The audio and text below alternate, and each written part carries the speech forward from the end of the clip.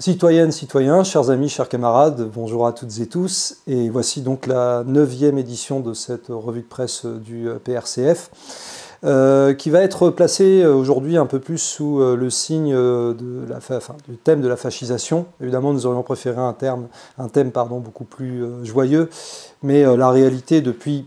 pas en réalité quelques jours ou quelques semaines, mais depuis plusieurs années, c'est que cette fascisation prend une ampleur considérable, et une fascisation qui doit être associée à un certain nombre d'autres éléments dont nous allons parler dans cette revue de presse. D'abord, il convient quand même de rappeler que cette fascisation, elle frappe pas seulement la France, mais de grande partie du monde, a commencé, bien entendu, parce que c'est au cœur de l'actualité, on ne peut pas passer sous silence, la terre palestinienne. Puisque du côté de la terre palestinienne, comme vous le voyez, bon, maintenant ça fait plus d'une dizaine de jours que la guerre, parce que c'est la guerre, s'intensifie de la part notamment d'Israël vis-à-vis de la bande de Gaza. On ne décompte même plus le nombre de morts, des dizaines, des centaines, bon, passons. Mais ce qui est important, c'est que le concept de fascisation, de ce point de vue, est véritablement présent au niveau d'Israël. Pourquoi ? Tout simplement parce que l'un des ressorts de la fascisation, c'est la déshumanisation. Et il suffit d'écouter à quel point la droite dure israélienne, l'extrême droite autour du Likoud, etc., parle des habitants palestiniens, des Palestiniens, qu'ils soient d'ailleurs en Israël, les Israéliens arabes, ou bien entendu que ce soit les habitants de la bande de Gaza ou de la Cisjordanie. C'est la déshumanisation pure et simple. Une déshumanisation qui passe fondamentalement par quoi ? Par un processus de, bien sûr, interdiction de pouvoir circuler librement, d'interdiction de tous les droits, et puis d'expropriation des terres, mais un principe de déshumanisation qui malheureusement est défendu en France même par un certain nombre de partis essentiellement de droite, que ce soit la Macronie, que ce soit les pseudo-républicains qui appuient sans réserve Israël, et puis l'extrême droite aussi, dont nous reparlerons, le Rassemblement national, parce qu'en termes de fascisation, le Rassemblement national est très costaud, et on verra que cette fascisation s'opère de surcroît de manière contradictoire avec les principes selon lesquels l'extrême droite prétend agir. Vous verrez ce que je veux dire par là dans une information concernant spécifiquement le Rassemblement national. Mais il faut également signaler qu'en France, nous avons des formations dites de gauche, parce que ce n'est pas la gauche, clairement pro-sionistes, à commencer par M. Manuel Valls, qui ne trouve pas d'autre moyen que d'expliquer qu'il est un ami éternel d'Israël, etc. Par ma femme, je suis lié de manière éternelle à la communauté juive et à Israël, quand même. Mais j'aimerais quand même signaler la palme, j'ai envie de dire, de l'ignominie en termes de déshumanisation et de négation de la condition humaine des Palestiniens. Elle revient à Raphaël Enthoven. Puisque Raphaël Enthoven, dans un tweet, a tout simplement posé la question, au fait, les droits des homosexuels à Gaza, qu'est-ce qui s'y passe ? Vous voyez le problème pour Raphaël Enthoven, le vrai problème, ce sont les droits des homosexuels. C'est pas de savoir si les Palestiniens sont des êtres humains ou non. Non, c'est ça le plus important. De savoir que le Hamas, qui très probablement n'est pas pro-homosexuel, loin de là, eh bien de savoir que le Hamas puisse interdire aux homosexuels d'avoir des droits. C'est certainement une réalité. Les Israéliens, eux, interdisent aux Palestiniens d'avoir une vie. Voilà la différence de taille. Et nous précisons ce point central tout simplement parce que cette fascisation, cette déshumanisation est à la base de la fascisation. Or, la fascisation, elle frappe depuis très longtemps Israël, depuis des décennies que se succèdent essentiellement des gouvernements de droite dure ou d'extrême droite qui ont réduit la population arabe à des rangs d'infériorité, disons-le clairement, à travers leur politique suprémaciste. Alors bien entendu, ne comptons pas sur les dirigeants de la France, tout acquis à la cause d'Israël, qui en réalité d'ailleurs servent la soupe aux griffes avec lequel ils sont souvent liés, et au dîner desquels ils participent très fréquemment chaque année d'ailleurs, au demeurant. Donc il fallait quand même insister sur ce point, puisque comme vous avez pu voir, la conséquence a été qu'en France, parce que la fascisation frappe également la France, la manifestation prévue samedi dernier à Barbès a été interdite, ce qui n'a d'ailleurs pas empêché des milliers de personnes d'y participer, pour tout simplement, on dit souvent affirmer la solidarité envers les Palestiniens. Mais c'est beaucoup plus simple que ça, c'est dire tout simplement que les Palestiniens sont des êtres humains et ont le droit également de vivre. À noter également qu'au pôle de Renaissance communiste en France, nous affirmons notre solidarité avec toutes les forces progressistes antifascistes israéliennes qui elles-mêmes sont victimes de la fascisation qui les frappe, puisque Netanyahou n'hésite pas à mener avec l'ensemble de ses acolytes d'extrême droite une guerre véritable contre les forces patriotiques, progressistes et révolutionnaires d'Israël. Cette fascisation qui frappe Israël, donc frappe également la France, nous le savons, à travers la montée en puissance du Rassemblement national depuis des années et des années. Mais ce qui est intéressant, c'est de constater d'une part que récemment Benoît Hamon s'est ému du fait que la France soit dans un moment pré-fasciste. À vrai dire, c'est pas nouveau. Il est vrai que Benoît Hamon, d'ailleurs, l'avait déjà un petit peu signalé il y a 2 ans. Mais enfin, la question n'est pas de s'émouvoir du fait que nous soyons dans une situation pré-fasciste ou qu'il y ait fascisation. La vraie question, c'est de savoir comment on la combat. Et de ce point de vue, Benoît Hamon, le Parti socialiste, ou dit-elle, les faux écolos, l'ensemble de la droite, bien entendu, à commencer par la Macronie, et puis, y compris par certains de ses abandons, le Parti communiste lui-même, il faut le dire, ont contribué à cette fascisation. On contribue à cette fascisation, pourquoi? Tout simplement parce qu'à partir du moment où les droits des travailleurs, les droits sociaux, les droits démocratiques ne cessent d'être remis en cause, à partir du moment où on ouvre la porte à la violence qui est aussi perpétrée par un certain nombre d'éléments policiers, nous allons en reparler, vous allez comprendre pourquoi, eh bien, on ouvre la voie à cette fascisation qui est fatale et qui progresse dans les têtes. Qui progresse dans les têtes et qui permet au Rassemblement national, plus que jamais, de pouvoir se présenter en soi-disant parti alternatif à Emmanuel Macron. Nous disons bien soi-disant. Pourquoi soi-disant ? Parce que justement, vous savez, le Rassemblement national aime bien se présenter comme une formation qui va tout changer, qui remettra en cause l'ordre établi. Or, qu'avons-nous appris il y a encore 3 jours de cela? Eh bien qu'un rapport de police accablant démontre, ce qui n'est pas une nouveauté à vrai dire, que le Rassemblement national est un parti gangréné par la corruption.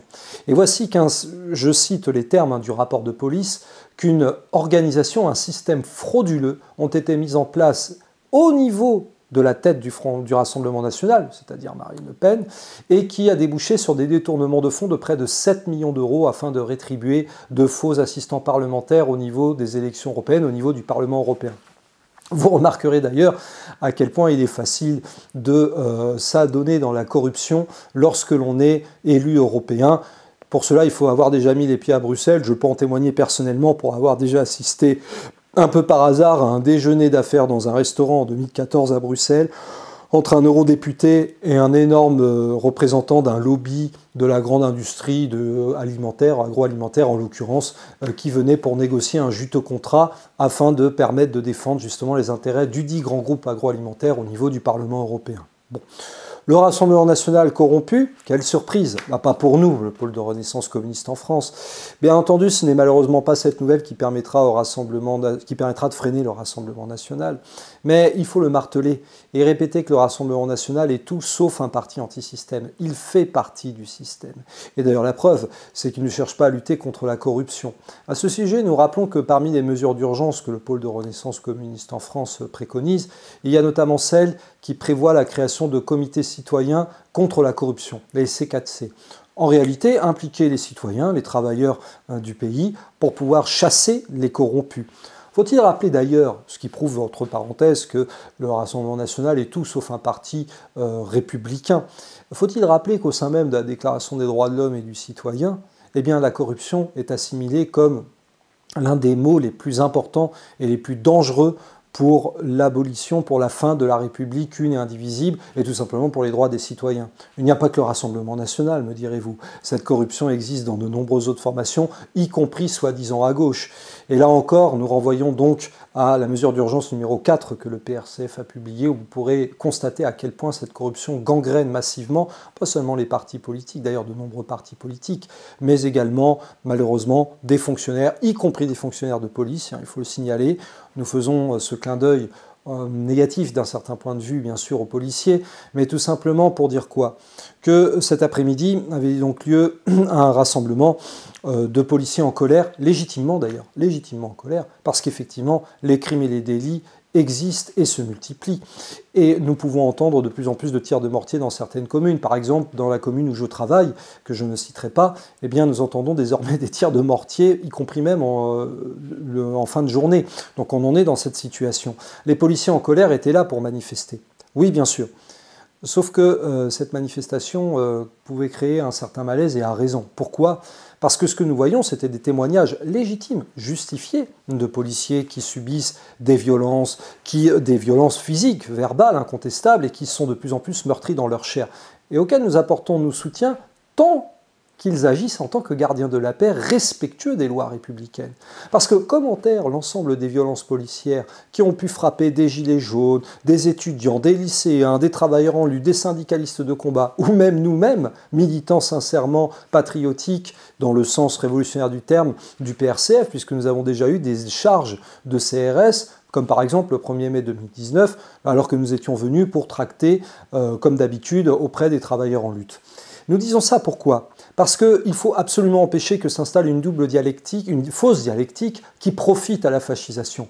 Entre l'opposition d'un côté d'un camp gauchiste qui ne cesse de crier « tout le monde déteste la police est raciste, il y a un racisme systémique au niveau de l'État », et puis de l'autre, le fait qu'il y aurait une négation absolue de certaines pratiques de la part de certains policiers absolument inacceptable, et le fait que la fascisation gagne de plus en plus l'esprit de grand nombre de policiers. Aujourd'hui, ce n'est pas de faire injure aux policiers que de dire que la majorité d'entre eux sont prêts à voter pour le Rassemblement national, ce qui est d'ailleurs assez contradictoire. Si vous voulez faire respecter la loi, les gardiens de la paix, et nous savons que vous êtes attachés à l'application de la loi pure et dure, eh bien combattez aussi la corruption. Combattez les idées nauséabondes qui sont condamnées par la loi, en plus bien sûr de recevoir le soutien dans le combat contre tous les trafics, tous les délits, tous les crimes. Indispensablement de ce point de vue, nous avons besoin d'une police fondamentalement républicaine et en réalité fondamentalement au service du peuple et contrôlée par le peuple, parce que c'est ça finalement le véritable enjeu pour échapper à la fascisation.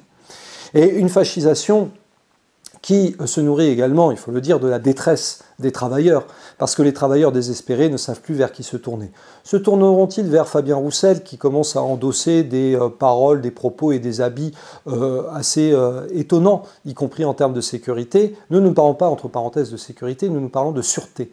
Parce que c'est ça que nous défendons, la sûreté générale, la tranquillité publique, la paix, mais la paix juste, populaire au service des travailleurs et des citoyens, et pas celle de l'application d'une paix bourgeoise qui se retrouve à travers la violence de l'État bourgeois telle qu'elle est pratiquée aujourd'hui. Eh bien, le problème, c'est que le désarroi des travailleurs est plus que jamais important. Et citons notamment cet exemple assez symptomatique, symbolique finalement, parce que ça rappelle une situation d'il y a 5 ans. Dimanche dernier avait lieu un match de football au stade du Moustoir entre Lorient et Metz, le FC Lorient et le FC Metz. Eh bien, quelques heures avant le début du match, ce sont des travailleurs des fonderies de Bretagne qui ont bloqué l'hôtel des joueurs du FC Metz, tout simplement pour signaler, parce que c'est comme ça qu'ils peuvent faire connaître leur cause, les difficultés auxquelles ils sont confrontés et le fait qu'ils sont menacés de licenciement. Que ne trouver à dire d'autre la radio qu'à en faire le constat, ou pire, à condamner cette espèce de prise d'otage inacceptable que mèneraient les travailleurs. Mais les travailleurs se battent pour leur survie. Et il faut le rappeler parce qu'il y a déjà 5 ans, alors qu'avait lieu l'Euro de football 2016 en France, on entendait des Gisbert, tous les commentateurs de LCI, de TF1, d'ITélé6 News, de BFM, dire que c'était inacceptable qu'il y ait cette prise d'otage de la part des cheminots, des travailleurs en lutte, des syndicalistes, des travailleurs de combat chez PSA, qui faisaient grève pourquoi? Tout simplement pour sauver leurs emplois menacés, et qui, justement, risquaient de pouvoir bloquer les transports, ce qui aurait imaginé gêner l'Euro de football. Mon Dieu, le football fait tellement rêver davantage que des travailleurs qui sont obligés de se faire connaître et de se faire matraquer accessoirement par des policiers, rappelons-le là aussi. N'oublions jamais que si les policiers sont des travailleurs, en tant que travailleurs, ils ont une solidarité de classe à exercer avec l'ensemble des autres travailleurs de la grande industrie, etc.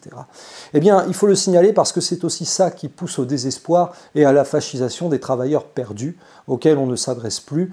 Pourquoi? Parce que, comme d'habitude, l'histoire des fonderies de Bretagne, ça fait partie d'une logique de rentabilité, de fusion-acquisition, de licenciement massif. Et si je parle de fusion-acquisition, c'est pour insister sur un dernier événement important et médiatique, qui là aussi va accélérer en réalité la fascisation. Parce que la fascisation, elle est également portée par les médias. On parle à raison de CNews, mais il n'y a pas que CNews. Eh bien, figurez-vous que ça a été acté, validé par les responsables de la concurrence des médias en France. TF1 et M6 vont fusionner. Pour être plus précis, TF1 va acheter 30% de la part d'M6, d'où le président d'ailleurs qui s'appelle Nicolas Tavernost où le président Nicolas Tavernost va justement être promu président de TF1. Quant à l'actuel PDG de TF1, il va monter en gamme, si j'ose dire, au sein du groupe Bouygues, propriétaire de TF1, pour s'occuper de toute la partie médias et développement. Voilà aussi comment s'opère la fascisation. Me direz-vous quel rapport avec la concentration médiatique? Mais c'est évident. La concentration médiatique vise avant tout à la vente de l'information, à la diffusion du sensationnel, à la promotion des idées qui poussent à l'émotion, à la pulsion irrationnelle. Et ça fait aussi partie de la fascisation, parce que n'oublions jamais que le fascisme ne s'appuie pas sur les Lumières, il est ennemi des Lumières. Les Lumières qui ont toujours été défendues, au contraire, par les camarades franchement communistes, bien sûr du PRCF, bien sûr du PCF, et notamment dans les années 40, 50, 60, les années 30, bien entendu.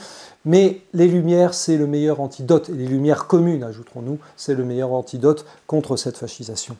Il faut avoir conscience de cette situation qui n'est pas réjouissante, bien entendu, mais pourquoi? Tout simplement pour plus que jamais proposer une alternative qui est la seule alternative possible face au faux duel et vrai duo Macron-Le Pen que ne cessent de vendre les médias, à commencer bien sûr par TF1 M6 désormais fusionnés. Fusionnés d'ailleurs avec la collaboration des banques à laquelle ils sont liés, comme le groupe JP Morgan pour M6 notamment, ou le groupe Rothschild pour TF1. Eh bien, la seule solution, elle est simple, plus que jamais, nous le disons, c'est l'alternative rouge tricolore pour la reconquête pleine et entière de la souveraineté nationale et populaire. Et cela signifie d'en finir une bonne fois pour toutes avec tous les éléments qui participent de cette fascisation. L'Union européenne mortifère qui, rappelons-le, assimile le communisme au nazisme depuis la scandaleuse adoption de l'infâme résolution du 19 septembre 2019, en finir avec l'UE, en finir avec l'euro, en finir avec l'OTAN et l'impérialisme états-unien qui soutiennent mordicus d'ailleurs la logique sioniste. Il faut d'ailleurs signaler à ce sujet un élément non négligeable. C'était rare jusqu'à présent que la Chine populaire s'occupe des affaires de la Palestine. Et désormais, elle commence à condamner sérieusement l'attitude d'obstruction des États-Unis qui sont des fauteurs de guerre. L'impérialisme états-unien pousse à la guerre et jamais à la paix. Enfin, plus que jamais, parce que c'est profondément lié, la fascisation dépend du capitalisme. Le meilleur moyen d'en finir, une bonne fois pour toutes, c'est plus que jamais de rompre avec le capitalisme. Eh bien, c'est le message du Frexit progressiste que porte le PRCF et que nous portons dans le cadre de la campagne pour une alternative rouge tricolore qui progressivement fait son chemin, se diffuse à travers les affiches, les autocollants, les tracts, à travers des adhésions de plus en plus importantes, notamment de jeunes. De plus en plus de jeunes nous rejoignent parce qu'ils ont compris que c'était leur seul avenir plus que jamais, le socialisme ou la barbarie capitaliste. Il faut choisir. Nous avons choisi. Rejoignez-nous dans ce combat, adhérez au PRCF, rejoignez la campagne pour l'alternative rouge tricolore, lisez Étincelle, lisez également le journal Initiative communiste, et nous comptons sur vous pour empêcher plus que jamais la déshumanisation et la fascisation qui menacent de disparition tout simplement le genre humain. Le combat continue, camarades.